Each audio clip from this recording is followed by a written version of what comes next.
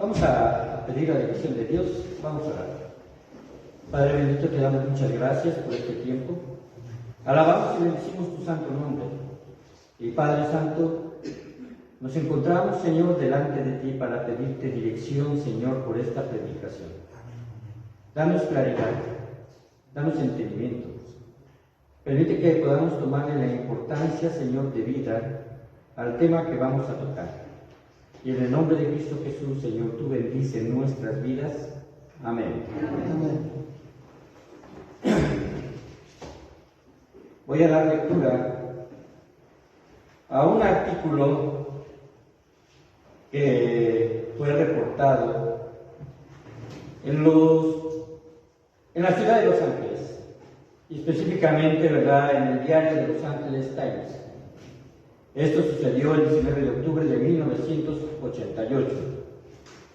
Como ustedes saben, en Estados Unidos, cuando hay un crimen, hay audiencias públicas en donde la gente precisamente puede asistir, sobre todo aquella que está, ¿verdad?, no solamente interesada en el caso, sino que de alguna forma fue testigo o quizás conocido de las personas a las cuales se les acusa. A este juicio se le llamó quizás por primera vez un juicio satanista, porque abarca precisamente esta situación. Este artículo dice así: la luna de afuera se cernía sobre Ozark, como en un delicado óvalo. Pronto las familias estarían dando gracias por la cena del domingo. Los niños pidieron que se encendieran las luces navideñas. Era hora de irse a casa. Pero desde el bosque oscuro, 4 adolescentes se mostraron recios a irse, disfrutando de la emoción que siempre sentían al matar algo. En ese momento, en el bosque, un gatito gateaba ya con sus huesos rotos. Era la 4ª vez que estos adolescentes, compartiendo un secreto mudo, mataban a estos animales. Los chicos intercambiaron miradas furtivas bajo la luz menguante. En realidad, estaban poniendo nerviosos y de sus ánimos brotaba una risa. De repente, Jim Hardy escuchó una voz que le ordenaba: hazlo ahora, hazlo otra vez. Jimmy pronto sintió que su bate de béisbol aplastaba no al gato, sino la cara de su compañero, Steve Newberry, y vio que sus ojos se agrandaban de terror mientras gritaba de miedo y de dolor, y luego se echó a correr. Los demás comenzaron esa casa. Como espantapájaros que chocan locamente contra las hojas caídas y muertas, buscaban a Steve. Steve era grande y también era lento. Incluso se volvió para mirar a sus amigos cuando se acercaron y les preguntó: ¿por qué yo, chicos? Y él repetía: ¿por qué yo? Steve se volvió a intentar correr, pero caía una y otra vez. Escuchaba una risa familiar y una respuesta a su pregunta muy suave a la luz de diciembre. Ahí, a la víspera de la Navidad, su amigo, quien le golpeaba la cabeza, le respondió: porque es divertido. Sabiendo lo inútil que había sido el asesinato de Steve, la gente de esa remota aldea en el suroeste de Missouri estaba terriblemente conmovida. Y lo peor es que sabían y se enteraron que la muerte de este pequeño ya había sido planeada por sus 3 compañeros. La policía, en menos de un día, a través de susurros y advertencias, pronto llegó a Jimmy Hardy a Pete Roland y a Ron Clements, quienes rápidamente admitieron haber matado a Steve a golpes con el bate de béisbol y luego atar una piedra de 200 libras en su cuerpo y arrojarlo a un pozo. Les preguntaron en el juicio por qué hicieron esto. Ellos dijeron, en parte por curiosidad y en parte porque nos divertía. Simplemente querían saber cómo se sentía matar a alguien. Pero también lo hicieron por devoción, porque Steve Newberry fue en esa noche de invierno una prueba de la fe hacia Satanás. En realidad, este joven escuchaba constantemente voces. Lo que Satanás le estaba pidiendo era un sacrificio humano. Esto, hermanos, es una realidad. Es un testimonio que aparece en un libro que se llama Escaleras al Infierno. Y se narra en ese libro no solamente este testimonio, sino muchos testimonios más, como los jóvenes, los adolescentes, porque está enfocado a este grupo, ¿verdad? El autor lo quiso enfocarlo así, porque menciona precisamente a algunos jóvenes que sucumbieron en las drogas. Y esto, hermanos, es lo que sucede. Aunque las drogas, podemos decir, bueno, mucha gente se droga y mucha gente no está influenciada por presiones precisamente de cultos satánicos. ¿Qué es lo que sucede con las drogas? Las drogas debilitan la voluntad y debilitan la capacidad de control en las mentes de los adolescentes, de los adultos, de quien consuma este tipo de estupefacientes. Las debilita de tal forma que las lleva a precisamente tener alucinaciones, y dentro de las alucinaciones Satanás puede llevar a tomar el control de la mente humana. Cuando la mente está centrada, cuando nuestros pensamientos y nuestro corazón están fortalecidos por la palabra de Dios y además por un ambiente, ¿verdad?, que nos permite estar lejos de este tipo de influencias, Satanás difícilmente puede intervenir. Interviene presentándonos tentaciones, eso lo podemos admitir, pero no toma un control completo de nuestras acciones, como lo puede hacer a través precisamente de las adicciones, de los vicios, de la música rock metal, creo que se dice así, de la música que precisamente tiene contenido de adoración a Satanás, de aquellas circunstancias en las cuales los jóvenes están precisamente inclinados a adorar en las diferentes culturas, pero nuestra cultura propiamente a la Santa Muerte, que es una influencia directa en contra de Dios, es una rebelión directa en contra de Dios, una influencia directa de Satanás.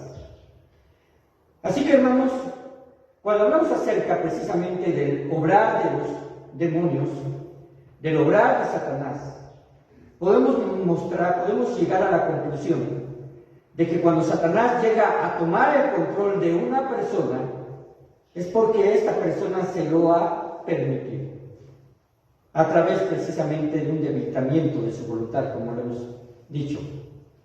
En la Biblia nos muestran muchos pasajes acerca de endemoniados, pero uno particularmente, ¿verdad?, que la palabra de Dios nos muestra y que aparece en 3 de los evangelios, es Jesús y el endemoniado Gadareno.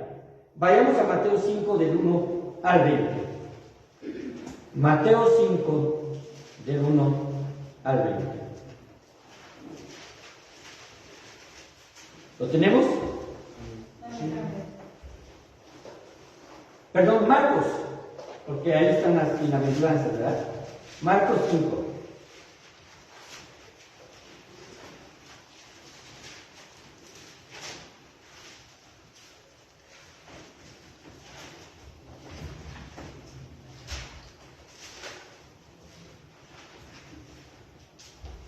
Vamos a darle lectura a esto y ustedes van a leer el versículo 2 y el versículo 1 hasta llegar al versículo número 20.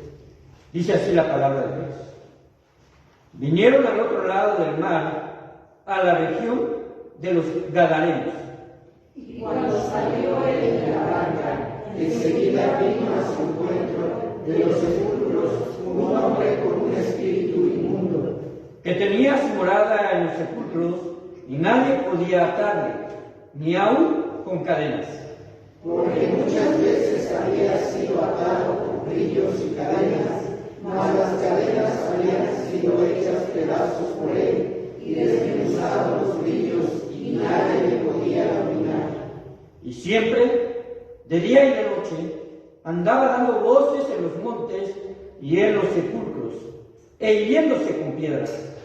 Cuando vio pues a Jesús de lejos, corrió y se arrodilló ante él. Y clamando a gran voz dijo: ¿Qué tienes conmigo, Jesús, Hijo del Dios Altísimo? Te conjuro por Dios que no me atormentes. Porque decía: sal de este hombre, espíritu inmundo. Y le preguntó: ¿Cómo te llamas? Y respondió diciendo: Legión me llamo, porque somos muchos. Y le rogaba mucho que no los enviase fuera de aquella región. Estaba allí cerca del monte un gran hato de cerdos paciendo. Y le rogaron todos los demonios, diciendo: envíanos a los cerdos para que entremos en ellos. Y luego Jesús les dio permiso. Y saliendo aquellos espíritus inmundos, entraron en los cerdos, los cuales eran como 2000. Y el hato se precipitó en el mar por un despeñadero, y en el mar se ahogaron. Y los que apacentaban los cerdos huyeron, y dieron aviso en la ciudad y en los campos, y salieron a ver qué era aquello que había sucedido. Vienen a Jesús y ven al que había sido atormentado de demonio y que había tenido la legión, sentado, vestido y en su juicio cabal, y tuvieron miedo. Y les contaron los que lo habían visto cómo le había acontecido a que había tenido el demonio y lo de los cerdos. Y comenzaron a rogarle que se fuera de sus contornos. Al entrar en la barca, el que había estado endemoniado le rogaba que le dejase estar con él. Mas Jesús no se lo permitió, sino que le dijo: vete a tu casa, a los tuyos, y cuéntales cuán grandes cosas el Señor ha hecho contigo, y cómo ha tenido misericordia de ti. Y se fue y comenzó a publicar en Decápolis cuán grandes cosas había hecho Jesús con él, y todos se maravillaban. La Biblia, hermanos, nos narra cómo la intervención de Dios se manifiesta a través de milagros. Lo vemos precisamente en los evangelios. Y podemos encontrar algunas palabras que son sinónimas, que no siempre van a aparecer como un milagro, también aparece como señales, como prodigios o como maravillas. Y estos acontecimientos por parte de nuestro Dios siempre tienen la intención de revelar su carácter, su naturaleza y sus propósitos, para que el hombre pueda voltear a Dios y depositar su confianza en lo que Él decía de sí mismo, del poder mostrar sus credenciales. Así que Jesús hizo muchas señales, hermanos, y muchas de ellas, según el Evangelio de Juan, no fueron escritas en ese Evangelio. Y puedo pensar que entonces se han registrado quizás suficientes como una prueba de su divinidad y propósito. Ahí en Juan, precisamente, en el capítulo número 20, versículo 30, dice: hizo además Jesús muchas otras señales en presencia de sus discípulos, las cuales no están escritas en este libro. Así que podemos deducir que estas señales, que no se registran en el Evangelio de Juan, algunas están registradas en los otros evangelios, o bien que quizás en su soberana voluntad no permitió que quedara registrada en ningún otro texto, pero son suficientes para poder nosotros entender su naturaleza divina, su todo poder sobre las huestes espirituales de maldad, sobre su propia creación. En la mañana estudiamos el tema de la tentación de Satanás y aprendimos cómo Satanás intentó influir en el carácter santo de nuestro Señor. Y además tratar de llevarlo a obedecerle. Pero ahora veremos cómo sus secuaces, hablando de los demonios, de los espíritus inmundos, tienen una actividad extraordinaria durante el ministerio de Jesús. Porque en la Biblia, si se muestra, ¿verdad?, episodios de posesión satánica, es precisamente en el tiempo del ministerio de nuestro Señor Jesucristo. Y Dios permitió esto para demostrar su poder sobre las huestes espirituales de maldad. Ahora vamos a ver un poco acerca del contexto para entender esto. La palabra de Dios nos dice en este pasaje que nuestro Señor Jesucristo fue a la región de Gadara. Por eso se le puso como subtítulo, ¿verdad?, a este episodio en la vida de Jesús, como el endemoniado gadareno. Esta región, hermanos, estaba al otro lado del mar de Galilea. Era una de las 10 ciudades que conformaban la región de Decápolis. La palabra Decápolis no era una referencia a una sola ciudad, sino a 10 ciudades que se encontraban precisamente ahí esparcidas. Y esa región, cuando fue repartida en la conquista de la tierra prometida, fue adjudicada a la tribu de Rubén, Manasés y Gad. Esta tribu, ¿verdad?, le pidió a Josué permanecer en esa región, una región que está del otro lado del Jordán. La intención de Dios era llevarlo precisamente al oeste del río Jordán y que tomaran todo lo que es el territorio de Palestina. Sin embargo, ellos, por comodidad y porque las tierras sean fértiles, decidieron quedarse ahí. ¿A cambio de qué? A cambio de combatir al lado de Josué para poder precisamente conquistar la tierra de Palestina, o la tierra, ¿verdad?, de Canaán. A cambio de eso, ¿verdad?, Josué les dice: ok, pueden quedarse ustedes en esa tierra. Eso les costó caro.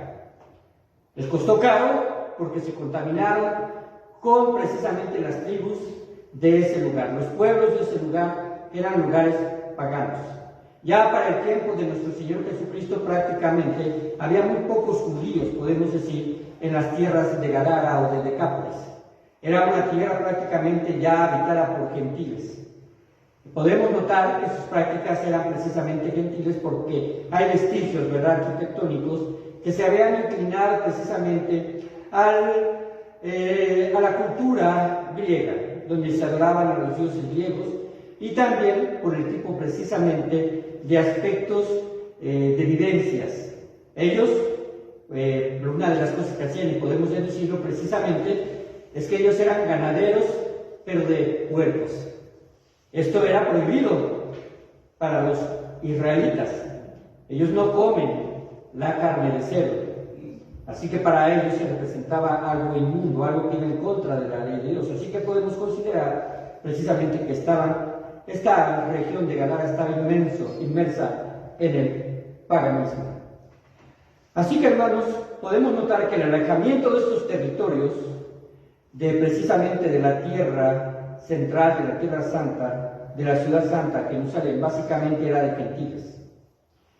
Así que, hermanos, ahí es donde Jesús se dirige. Y es ahí en donde se va a dar este encuentro. Vamos a observar algunas características del endemoniado. Algunas características de la persona que está precisamente poseída. Perdón, hermanos. Ahora, no sé qué, hay que observar algo interesante. En nuestro tiempo, hermanos, Satanás no puede actuar de forma libre, ni tampoco sus demonios. Satanás es el príncipe de los demonios y Satanás controla y precisamente sus demonios están bajo sus órdenes. Esto lo logró precisamente desde la caída, cuando intentaron usurpar el trono de Dios. Y aparece precisamente esta narración en Ezequiel 28 y también en Isaías 14. Y entonces estos demonios, a los cuales se les conoce como ángeles caídos, son enviados a la tierra y ellos se encargan precisamente de influenciar a los seres humanos. ¿Para qué?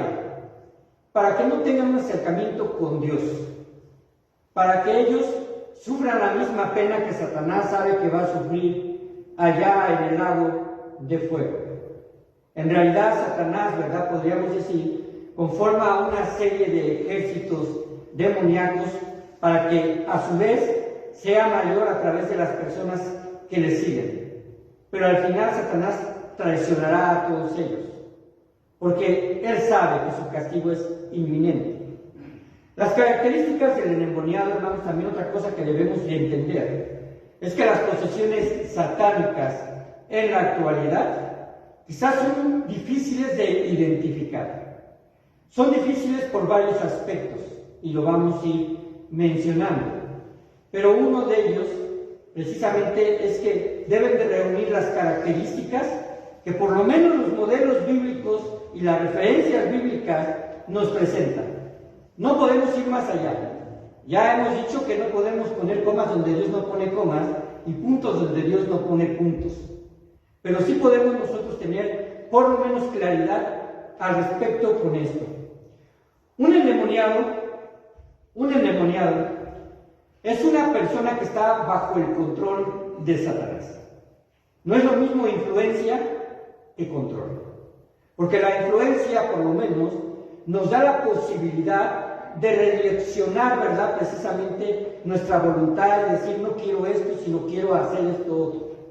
Esa influencia puede ser una influencia muy radical cuando el hombre precisamente se aleja de Dios. Pero cuando ya quien toma control, Satanás, puede entrar precisamente en la persona y salir de ella. Estoy hablando de Satanás y sus demonios. Cuando me refiero a Satanás, vamos a generalizar también sus demonios.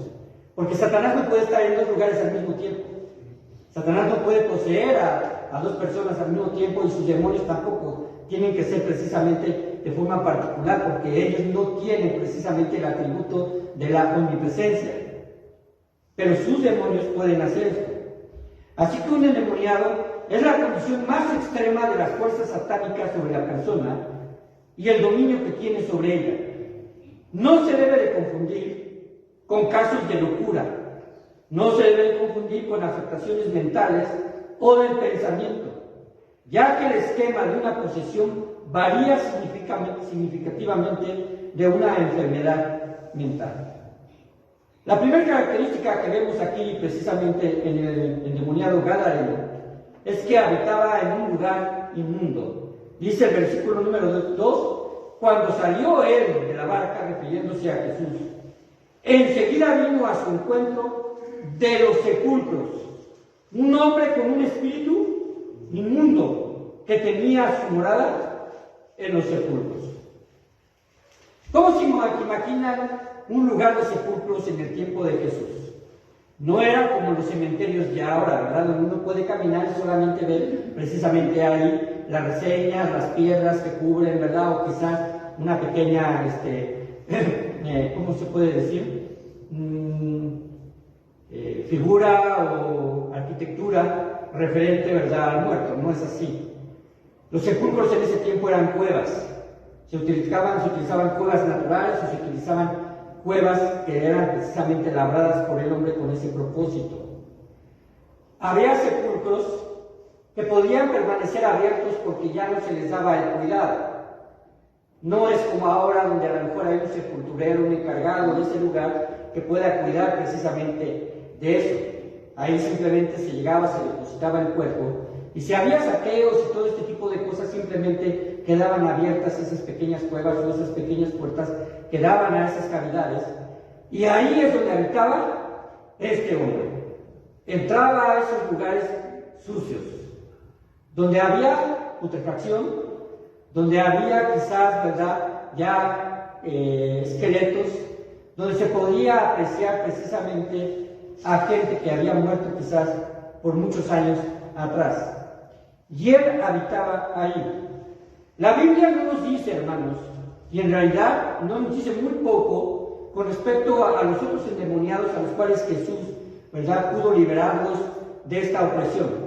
No dice en realidad con respecto a ellos cómo llegaron a esa condición. Sin embargo, en primer lugar, lo que sí sabemos es que los demonios no actúan sobre los seres humanos si Dios no se los permite. Los demonios no actúan en este extremo sobre los seres humanos si Dios no se los permite. Y segundo, cuando el hombre impío deliberadamente y voluntariamente ha decidido rechazar a Dios e involucrarse con actividades de las tinieblas. A partir de ahí se hace vulnerable a las influencias satánicas y ya en un caso extremo al control de los demonios, e incluso a ser poseídas cuando ya toma dominio sobre ellas. Para nosotros, hermanos, es imposible determinar de forma clara en qué momento pasa de ser una fuerte influencia a una posesión real. No lo tenemos en realidad con claridad. Porque yo por lo menos no me he encontrado con una situación de este tipo. Aunque por lo menos ya van 2 veces durante mi vida cristiana en las cuales me han pedido ir precisamente a ver a una persona con estas características. En una de ellas, pues prácticamente hubo un impedimento para poder ir, ¿verdad? Y debo de confesar que se me hizo un poco extraño. Eso fue hace, yo creo que unos 14 años. En la segunda de ellas nos dimos cuenta que en realidad no se trataba de una posesión, sino simplemente trataba de una situación mental, porque no reúne las características. Cuando hablamos acerca de esto, hermanos, podemos notar que Jesucristo se encuentra en varias ocasiones con respecto a esto. E incluso, ¿verdad?, llega la ocasión en la cual, pues, llega una crítica hacia sus discípulos porque no habían podido echar fuera un demonio.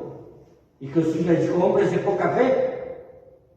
Entonces, cuando hablamos acerca de este tipo de situaciones, hermanos, nos encontramos en cierta forma limitados y en un territorio desconocido. Pero sí podemos entender, primeramente, que los demonios no actúan si Dios no se los permite. Podemos notar el caso de Job. Dios va a intervenir para tratar de influenciar. No está tomando control de la vida de Job. Está haciendo circunstancias y está obrando circunstancias para que Job se vea debilitado en su fe. Esto es una gran diferencia, hermanos, porque hay que entender algo. Un cristiano, un verdadero creyente que ha sido convertido por la fe, no puede ser posesionado por ningún demonio. Porque en el creyente habita ¿quién? El Espíritu Santo. Y el Espíritu Santo son nuestras arras, es nuestro sello de seguridad de que nada nos puede separar del amor de Dios. Dice que ni la vida, ni la muerte, ni principados, ni potestades. Y cuando habla de principados y de potestades se refiere a estas huestes demoníacas. Así que podemos entender que a los demonios aquí en este sentido y en otros aspectos también les gustan las cosas inmundas.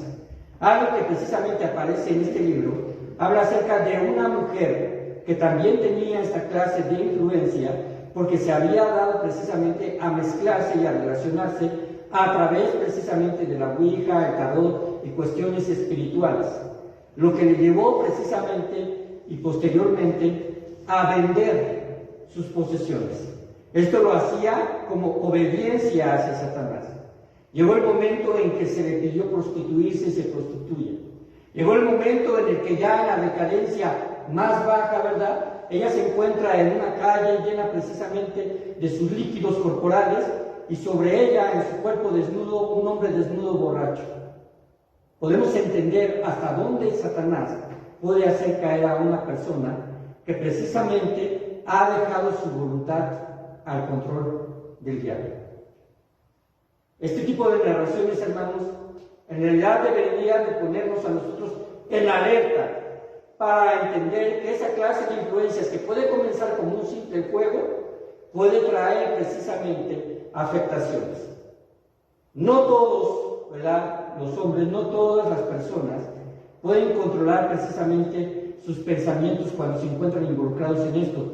Y puede quizás presentar cierta resistencia y sobre todo si a su alrededor hay alguien que les esté influenciando de forma positiva, llevándolos, ¿verdad?, precisamente a una situación de comprender que deben de acercarse a Dios. Pero cuando todo su contexto está involucrado en una situación sobre este tipo de influencia, para ellos representa una presa fácil para Satanás. La segunda característica de este endemoniado es que poseía una fuerza sobrehumana. En el versículo número 3, la segunda parte, hasta el 4, dice: nadie podía atarle, ni aun con cadenas, porque muchas veces había sido atado con grillos y cadenas, mas las cadenas habían sido hechas pedazos por él, y desmenuzados los grillos, y nadie le podía dominar. Aquí, hermanos, cuando me puse a estudiar este texto, de repente, no sé si a ustedes les pasa, pero uno dice: ¿para qué nos metimos en esto, no? ¿Por qué? Porque parece que hay un aspecto contradictorio, un aspecto en donde nadie lo puede dominar, pero un aspecto en donde seguramente hubo algún periodo en el cual le pudieron atar. ¿Me explico? Un aspecto en donde le pudieron atar y le pudieron poner grillos. ¿Los grillos qué son? Precisamente eran semicírculos de acero que ataban precisamente sus manos y sus pies. Con eso encadenaban a las personas. Pero este hombre poseía una fuerza sobrehumana. La Biblia da evidencias que no todos los demonios, tenemos que ser claros, no todos los demonios se manifiestan de la misma forma. Algunos se manifiestan como espíritus de adivinación, algunos como espíritus inmundos, algunos con actitudes inmorales graves. Otros manifiestan una vida inducida al pecado, una vida inducida al pecado de forma persistente y sin mostrar cargo de conciencia. En las posiciones satánicas o demoníacas hay indicadores que no se quedan estos demonios de forma permanente en las personas. De hecho, ¿verdad? Conocemos un pasaje donde nuestro Señor Jesucristo narra que cuando el espíritu inmundo sale de la persona y va por diferentes lugares y no encuentra dónde habitar, regresa a la casa y la ve limpia. Es decir, la ve con una conciencia que ya está, una conciencia que ya vamos a decir está bajo más control, pero no una persona salva. Y entonces dice que va por otros demonios para habitarla. Nos da entonces una pauta y un modelo, porque esto precisamente es algo que en la Biblia podemos deducir. Los demonios no entran de forma permanente a las personas, sino pueden entrar y salir. Lo vimos con Saúl y lo vimos en otros casos. No tenemos otra referencia, no tenemos incluso una referencia donde un demonio permanezca de forma permanente. Así que, observando esta característica, precisamente podemos pensar que hubo un periodo o un momento, quizás estando dormido, en el cual pudo ser atado con grillos y cadenas, pero estas fueron hechas pedazos por él. Aquí observamos una característica que causa temor a la gente en este territorio. Ya había habido intentos de encadenarle y al parecer se había logrado ese objetivo. Debemos estar conscientes, hermanos, que los demonios poseen gran poder, pero no pueden actuar de forma libre sobre el ser humano, ya que precisamente en esta dispensación el Espíritu Santo también está obrando a través de la vida de los creyentes, pero también su ministerio abarca hacia los impíos para convencerlos de pecado. Y para esto Dios permite que el hombre actúe en completa libertad sobre sus decisiones. Esto no impide que Satanás siga manifestándose de forma fuerte. Pero cuando el Espíritu Santo sea quitado del medio, cuando sea el arrebatamiento de los creyentes, las dos más grandes manifestaciones de posesión satánica, y que entonces ahí sí precisamente podemos decir que es de forma permanente, es con el anticristo y con el falso profeta. Son las dos únicas evidencias donde se menciona un control absoluto, totalitario, sobre precisamente estos dos personajes. La tercera característica, hermanos, es que el endemoniado se autodañaba. Dice así en el versículo 5: y siempre, de día y de noche, andaba dando voces en los montes y en los sepulcros, e hiriéndose con piedras. La autodestrucción manifiesta el odio que los demonios tienen sobre el hombre. Manifiesta el odio que tienen sobre el hombre. Ante una situación así, solamente Dios puede intervenir. Y Cristo fue intencional al tomar esa barca, al atravesar el lago y llegar hasta el lugar donde estaba este hombre atormentado. Así que, hermanos, la autodestrucción no es una actitud guiada por el Espíritu Santo. Jamás vamos a pensar esto, que la autodestrucción sea una actitud guiada por el Espíritu Santo. Es contraria a la verdad. Es contraria al alcance del perdón absoluto de nuestro pecado y a la carga que produce. Dios precisamente nos perdona con la intención también de que nosotros sepamos perdonarnos a veces a nosotros mismos, si vale esta expresión, porque el perdón viene de Dios y Dios quiere también que nosotros quitemos nuestras cargas. No debemos pensar que somos merecedores de cualquier mal que venga con una acción castigadora de parte de Dios. Dios no actúa de esa forma porque Dios es misericordioso. Lo que sí permite precisamente es que nosotros experimentemos las consecuencias de nuestro pecado. Y cuando viene una parte de disciplina de parte de Dios, no es un castigo destructivo, es precisamente una disciplina restauradora. Lo podemos nosotros saber. Así que Dios jamás toma una revancha en contra nuestra.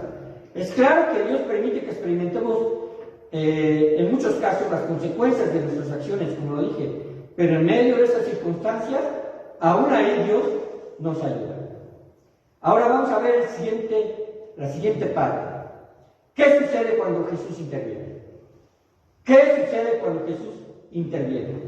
Vayamos al versículo 6 y versículo número 7. Y por favor, léanlo ahí ustedes, siguiéndome con su mirada.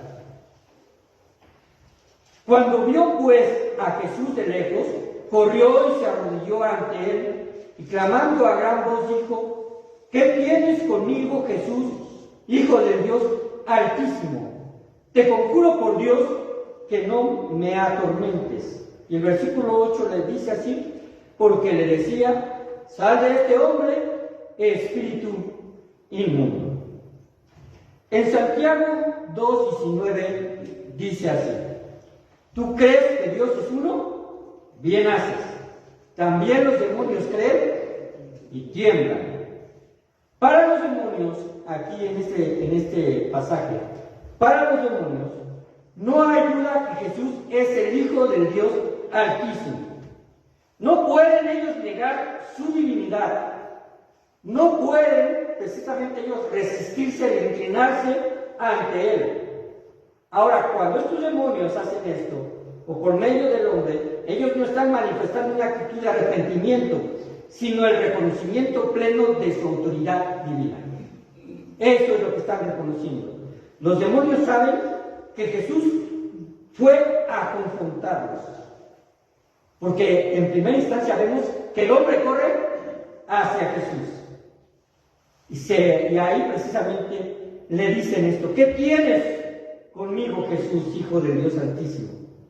Y así que cuando Jesús le pregunta: ¿cómo te llamas?, la respuesta fue: Legión. Legión hace referencia precisamente a una cuadrilla de soldados romanos. Si nos pusiésemos nosotros a investigar, una legión constaba de 4.500 soldados. Aunque aquí, ¿verdad?, vamos a decirlo así, esto precisamente nos habla de una gran cantidad de demonios, porque también podemos deducirlo, porque ahí había cerdos paciendo, y se nos da el número, que eran como 2.000 cerdos. Yo nunca he visto una cantidad de cerdos así. Lo más que veo, bueno, es cuando los trailers van, pobrecitos, marranitos, van ahí todos llenos sus jaulas, que no creo que lleguen a 1 millar, pero imaginen ese átomo de cerdos. Así que este demonio, ¿verdad?, responde y dice que se llama Legión. Esto equivale, hermanos, a muchos demonios, porque incluso ahí afirma: nos llamamos Legión porque somos muchos. La información dada por Jesús confirma lo que también se dice en Mateo 12, 43 a 45. Vayamos a Mateo 12, del 43 al 45.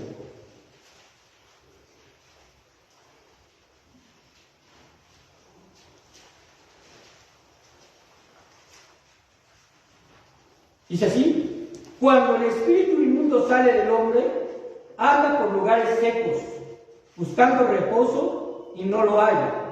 Entonces dice, volveré a mi casa de donde salí, y cuando llega, la halla desocupada, barrida y adornada.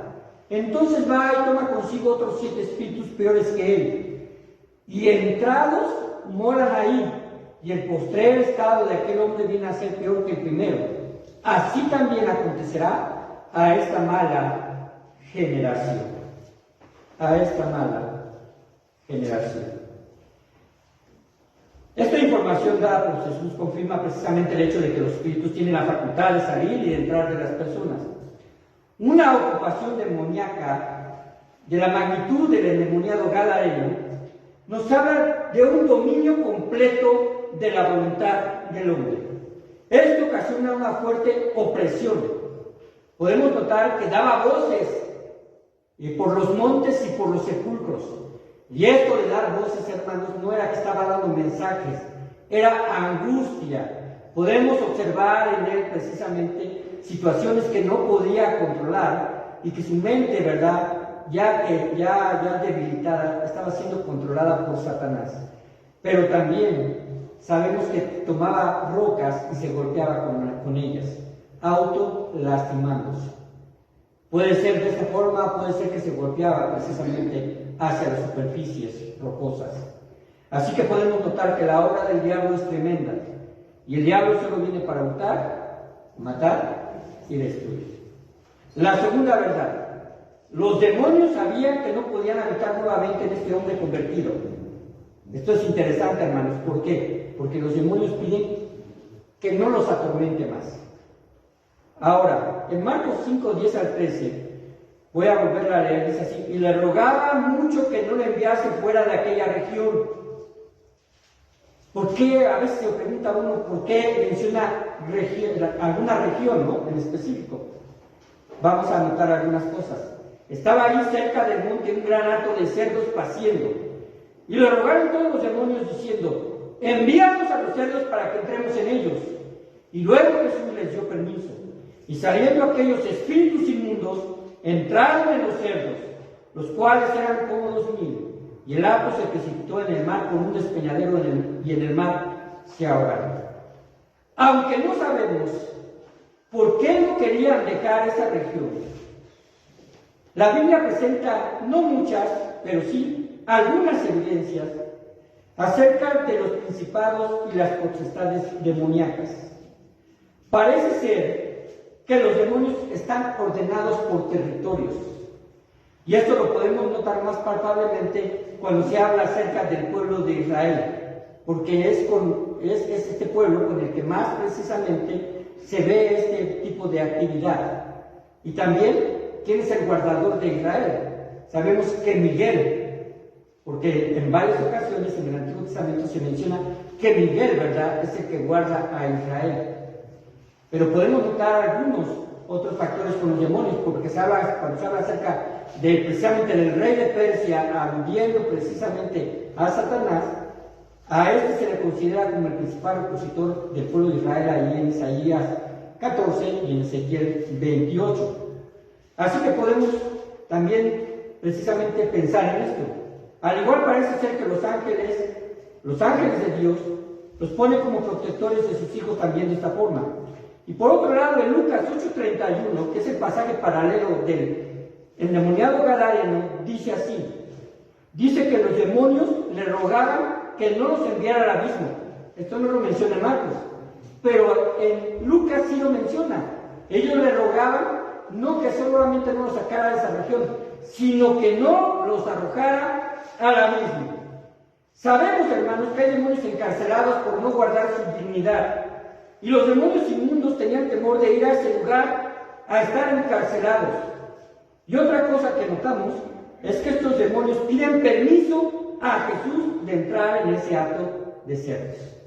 Ellos piden permiso. Nuevamente vemos precisamente un factor. Ellos no pueden actuar sino solamente si Jesús se los permite.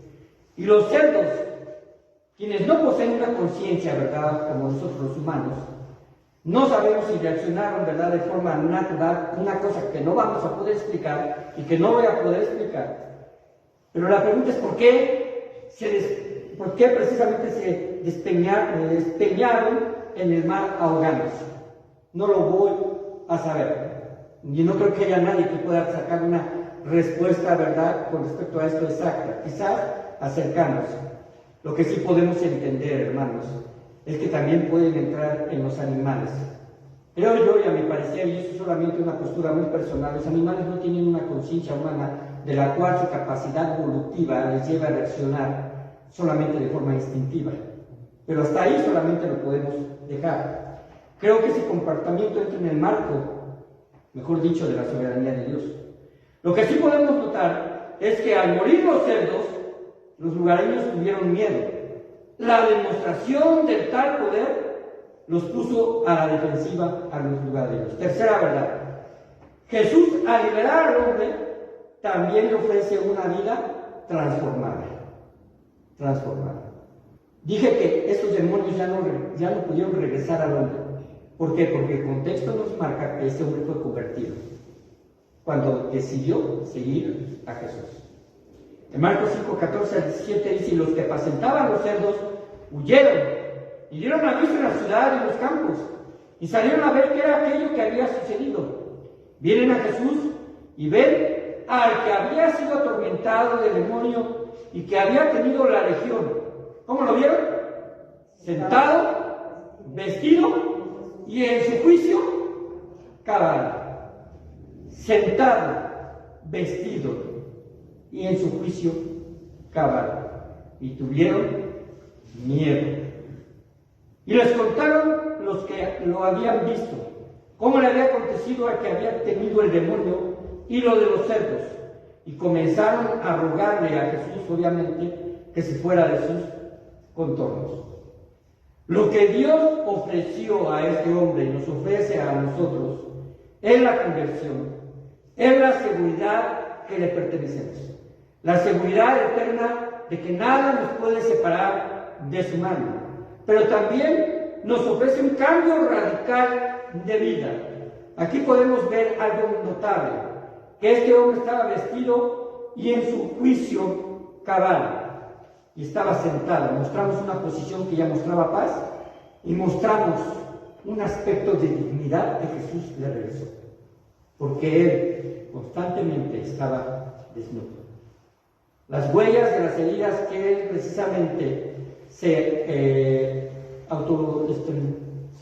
hacía, ¿verdad?, que simplemente en esa autodestrucción se ocasionaba, quizás quedaron como cicatrices, como una evidencia de su vida anterior. Pero su vida nueva, Dios restauró la imagen de dignidad de la persona. Una imagen que Dios, en su misericordia, puede alcanzar a todo aquel que se acerque a Él en arrepentimiento. No importa cuán profundo esté metido en las situaciones espirituales demoníacas, si el hombre en ese tiempo de lucidez decide arrepentirse, Dios lo puede liberar. Así que es un cambio radical de vida. Quiere decir que ahora, cuando dice que estaba en su juicio cabal, ahora tiene control absoluto de sus acciones este hombre. Él ya tiene control absoluto, anteriormente no lo tenía. La reacción, hermanos, la reacción de los hombres ante esta situación en que Jesús había restaurado completamente a este hombre, la reacción de estos y de esta comarca consideraban que estaba influenciada, o podemos considerar que estaba influenciada más bien por las pérdidas que había ocasionado al perder 2,000 cerdos. 2,000 cerdos. Si ponemos un equivalente a cuánto vale un cerdo ahora, pues no sé exactamente cuánto vale un puerquito, ¿verdad? Pero yo le calculo que quizás, ¿verdad?, dependiendo de su peso, esté entre unos 3,000, 4,000, o quizás esté muy abajo, no sé qué alguien sabe con respecto a esto. ¿Cuánto vale un bovino? A lo mejor esto sí lo sabe, ¿no? ¿Con cuánto vale, hermano Rogelio? Pues más o menos como unos 13 a 14,000 pesos de año y medio. De un bovino. Pues podemos decir que la mitad, el cabalizado más o menos, estaríamos equilibrando, o me equivoco mucho. Unos 5,000 pesos. Unos 5,000 pesos. 2,000 cerdos. Ellos tuvieron miedo. La pregunta es, ¿tuvieron miedo de lo que ocasionó Jesús al tener esas pérdidas? o tuvieron miedo porque no supieron responder ante tal portentosos milagros. Porque el miedo que le tenían al endemoniado ya no lo habría de tener. Este endemoniado fue cambiado radicalmente. Así que entonces este rechazo precisamente es manifestado en el versículo 18. Al entrar él en la barca, porque ya no lo querían ahí, el que había estado endemoniado le rogaba que le dejase estar con él. Mas Jesús no se lo permitió, sino que le dijo: vete a tu casa, a los tuyos, y cuéntales cuán grandes cosas el Señor ha hecho contigo, y cómo ha tenido misericordia de ti. Y se fue y comenzó a publicar en Decápolis cuán grandes cosas había hecho Jesús con él, y todos se maravillaban. Aquí hay una obra misionera hacia una persona gentil. No es un judío, es un gentil, quien recibe la salvación del Señor. Y Jesús, al ser rechazado, regresa precisamente a predicarle a los de la casa de Israel, a trabajar en la voluntad de su Padre, ¿verdad? Que primeramente había que ir a las ovejas perdidas de Israel. La petición del hombre era ir con él. Cuando Jesús estuvo en Decápolis, este fue un primer contacto con la civilización griega, y el hombre que había estado poseído por la legión de demonios, a quien Cristo salvó, pues prácticamente se convirtió también en misionero cuando nuestro Señor le indica: ve y cuenta cuán grandes cosas el Señor ha hecho contigo. En cuanto a la labor que realizó, hermanos, hay que subrayar que su gozo y gratitud del endemoniado le llevó mucho más allá de su propia ciudad, porque fue a las 9 ciudades restantes, a esta región conocida como Decápolis. Su actividad misionera fue por agradecimiento y amor a Jesús. En cierto sentido, podríamos decir que el gadareno pudo hacer lo que le pidió el pueblo a Jesús.